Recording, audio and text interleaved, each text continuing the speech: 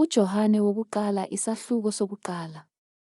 Lokho okwakukhona kwasekuqaleni, esakuzwa, sakubona ngamehlo ethu, sakubheka, nezandla zethu zakuphatha, okwezwi lokuphila, lokho kuphila kwabonakaliswa, sakubona, siyaqinisa sinishumayeza lokho kuphila okuphakade okwakukhona kuYise, kwabonakaliswa kithina, isithathu lokho esikubonileyo, sakuzwa, sinishumayeza khona nani, ukuze nani nibe nenhlanganyelo nathi.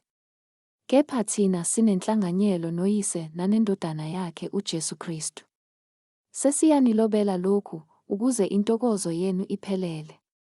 Ukuhamba ekukhanyeni. Nanti izwi esalizwa kuye, sinishumayeza lona lokuthi uNkulunkulu ungukukhanya, ubumnyama abukho kuye nakanye. Uma sithi sinenhlanganyelo naye sibe sisahamba ebumnyameni, sinamanga, asenzi iqiniso, kepha uma sihamba ekukhanyeni, njengalokhu yena uqobo esekukhanyeni, khona sinenhlanganyelo omunye nomunye, negazi likaJesu iNdodana yakhe liyasihlambulula ezonweni zonke. Uma sithi asinasono, siyazikhohlisa, neqiniso alikho kithi.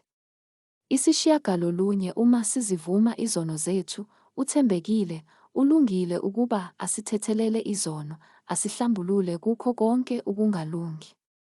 Uma sithi asonanga, simenza umqambimanga, nezwi lakhe alikho kithi.